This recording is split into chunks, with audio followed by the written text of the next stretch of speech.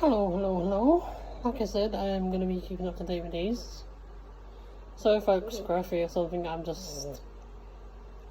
I am trying to grow this out and, scruff my start at the moment. But like I said, I am going to be up to keeping to date with these. I'm going to be pushing out podcasts nearly hopefully every week. I'm recording this one on the Friday before, so obviously this is going out next Tuesday. But I wanna keep in touch with this and make sure I commit to this. Like I said, the first subject I'm probably going to talk about is lockdown, the coronavirus, and how it's really affected me. I know I've done a couple of videos in this before, but this will be more of a lengthy process about going all the way back from, because if you consider it came back all the way back in March. We're now in August. So that's this is where I fuck up again. Because I'm really shit at fucking numbers, but hold on. April, May, June, July, August. 5 months. We've had 5 months of this quarantine / lockdown / not being able to go out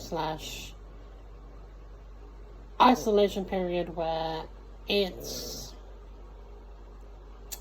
some of us, let's start at the beginning. So back in March, we got the thing where we had to stay.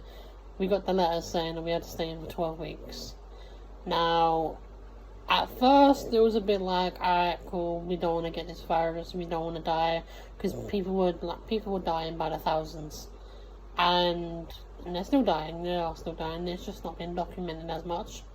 Don't ask me why, because it's still a very high-end thing that it's still out there and people are still getting it, but it's not getting recorded.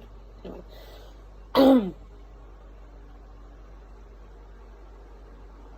Back in March, sort of Marchish, we got the letter to say we had to stay in for 12 weeks.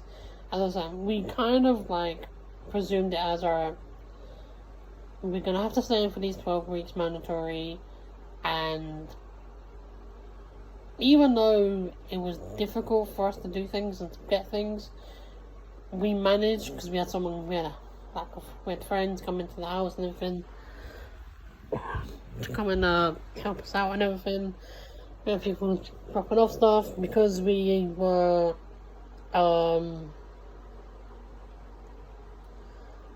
priority slots. We got priority slots for deliveries and that, so that was helpful. But it wasn't necessarily all that was the tough part. Imagine literally obviously I don't go out that much, because when I do go out I need help. But when I was going out 2-3 times a week, and for that just to completely stop, as well with Nath as well, my brother. With Nath, he was going to his centre 24/7, 5 days a week, 9 o'clock to 3 o'clock. For someone with autism to have their routine broken like that, and me, I don't have autism, but I don't like change. So when my routine was broken, it hit me with a bit of a stump, obviously. But with Nath, he fully didn't understand it. We had to drum it into him. Everyone's getting sick. Everyone's you can't go to Jubilee. That's his day center. And for him, in the beginning, it was a real struggle, because I'm gonna do this a podcast about. I'm gonna do this about on one of my newer ones, what it's like to live with someone with autism. But a little peek into it is when you live with someone with autism, their routine, if it's broken or it's going to be broken, you have to tell them possibly weeks in advance. When this was literally broken like that, we got the letter, you can't go this, you can't do that. We was all shit. And when you stop someone with autism going consistently doing something they're doing every day for the past, I want to say 4 or 5 years, maybe longer. It's probably longer than that. he's been going to the cinema every day, and then you have to cut it out. Obviously, he knows on certain days like bank holidays, Christmas, New Year's, they're all shut obviously because people get holidays and that. But on days like that, we can survive because we can tell him weeks in advance, right? You're gonna be off for a while, or you're gonna be off on this day, and on that day, whether it be a Monday or whether it be a Friday or something or whatever, I can always like say, okay, Nate, let's go do this instead. So I can take him and go do something that will distract him from the day. When we got the whole thing about you have to stay indoors, obviously you're on lockdown, this, we go do shit. And now, Nate's stress is not as bad as like most people. Like on a daily, he'll have his daily stress, and it's about I don't know, a film we're gonna go see, or this, and he'll go on about it. But he'll go on about it, I don't know, 20 times a day. Amplify that by 10. He was coming downstairs. He was saying, "No, you can't. No Jubilee. Do this. No this. No this." And his daily routine is no Sainsbury's, no Petworth, no cleaners, no museum, and no box. Now his box is here. I'm sitting right there, and I'm looking at it. Now, in his box, he puts paint that he's been given usually on a Saturday. But the Monday to Thursday part, that was literally a routine that's been broken. So he was stressing out. He was going into overdrive. He was stressing me out. He was stressing my mum out. He was stressing my dad out. And by the way, we're still in March with all this. Like, at this point, my nan was in hospital, obviously, and we had the stress of that because we didn't know when she was coming home or if she was coming home. Then,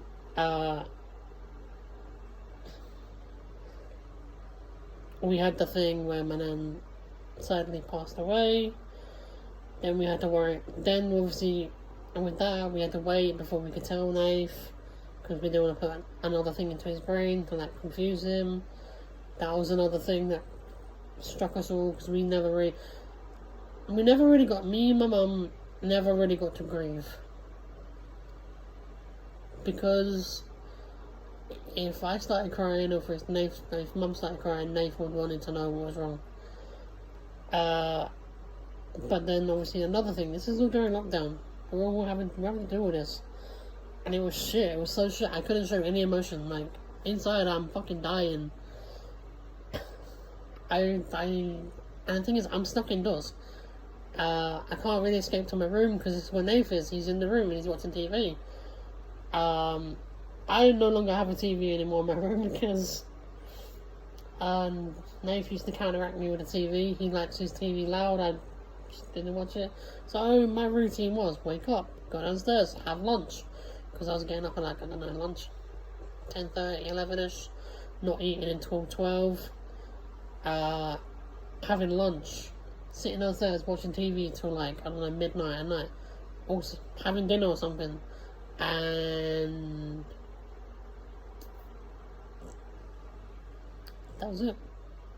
That's been my routine. That was my routine for 12 weeks. I was doing that. Wake up,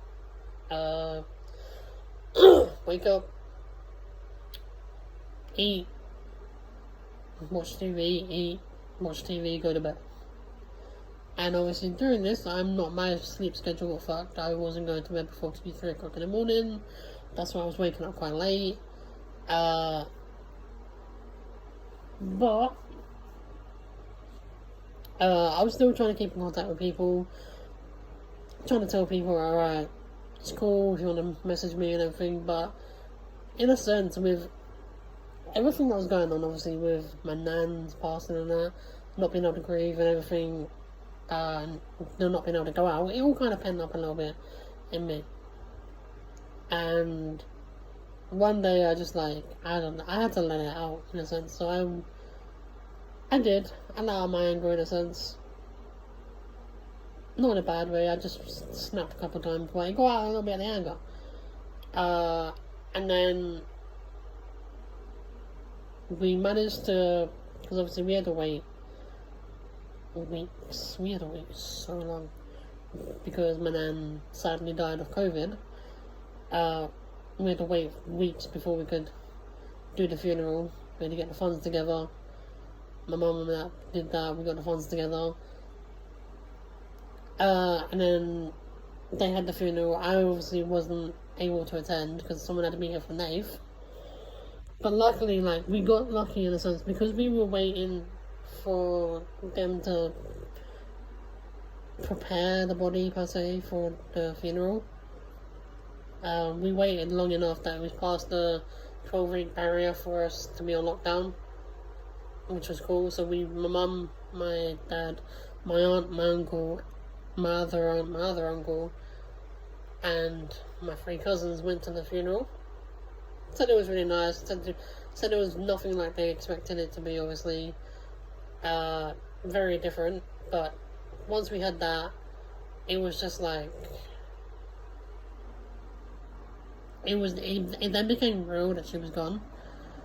And by this point, obviously, you're allowed to go out, but the parameters are, if you go out, you got to be wearing a mask.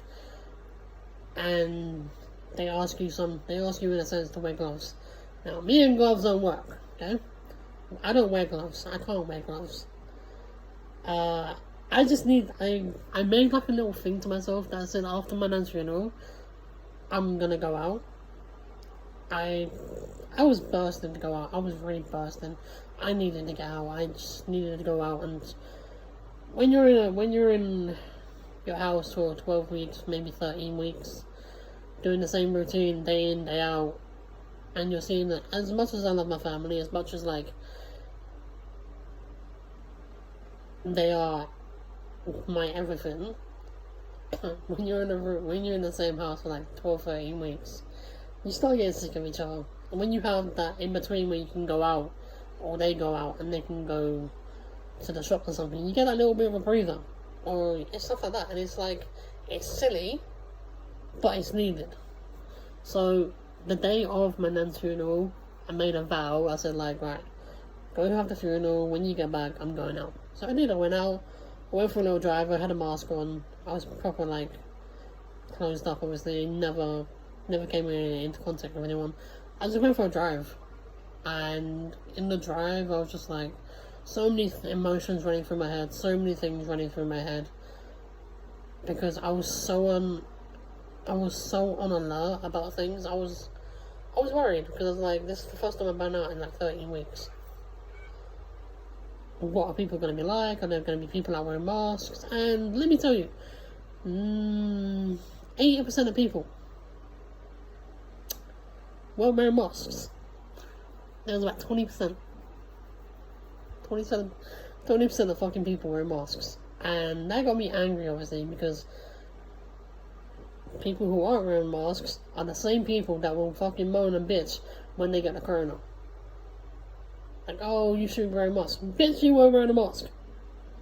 So that got me heated, obviously. But after that, I started gradually getting more and more confident in going out.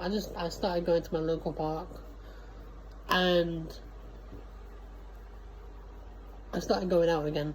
Now, one of the biggest things that got me through two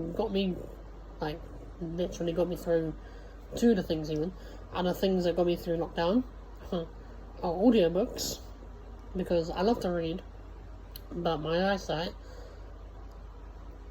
is kind of bad, and obviously during this time I was still getting my headaches. So I was 7 months overdue to having these injections in the back of my head, which I've portrayed on the channel before. So I was getting like a migraine every day, and I was trying to read books. I wasn't working. It worked for a while, then it became a thing of like, it's not going to work, I can't do it because I'm going to get a headache, this. TV was the same. I had to watch limited TV, listen to some music. Again, just anything I tried, I was getting headaches. And then the other thing I did was I was playing Pokemon Go. Now, I downloaded this game 4 years ago when it came out. And then I fell off of it, and then while in lockdown, I was like, fuck it, I'll play it again. And it's stupid, but I'm just opening up the app, playing it for a few hours, playing it on the thing. It kept me focused on something. And the same with the audiobooks. Like, I say I was going to bed before like 1, 2 in the morning. That was because I was listening to audiobooks. And I was listening to books that I had previously read, but when I had read them, I didn't intake the information as well as I was listening to them.